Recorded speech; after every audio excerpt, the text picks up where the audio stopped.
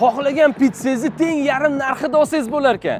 Men bularni narxini eshitsangiz hayron qolasiz. Domino's Pizza har seshanba kuni xohlagan razmeringizdagi xohlagan pitsangizni teng yarim narxiga berar ekan. Shunda pizzalar 24 mingdan boshlanib, eng qimmati 65 ming ekan. Masalan, menga o'rta razmerdagi 86 ming so'mlik pepperoni pizzasi 43 ming so'mga tushdi. Pizza va cheeseburger pizzani asl narxi 105 ming. Seshanba kuni esa 52 ming so'm. Amerikaning eng ko'p tarmoqli pizzeriyalaridan hisoblanadi. Dunyoda 21 mingdan ortiq filiallari bor. Pizzalari men o'ylaganimdan ancha sifatli ekan. Xamirlari yumshoqqina, nachinkasi ham dobri solingan. Eng maza qilganim siri bo'ldi. Belorusiyadan kelgan haqiqiy mozzarella ishlatishar ekan. Barcha go'sht mahsulotlari halol sertifikatiga ega. Xullas, bu pizzalar faqatgina aksiyada emas, shundoq o'zini narxiga kelib yesanglar ham arzirkan. Agar aksiya narxida yemoqchi bo'lsanglar, faqat seshanba kuni joyiga kelib yeyishinglar kerak. Dastavkaga bu aksiya amal qilmaydi. Domino's Pizzani shahar bo'ylab 6 ta filiali bor. Biz hozir Tata Gostinsaning yonidagi filialda bo'ldik. Bu aksiya hamma filialda amal qiladi.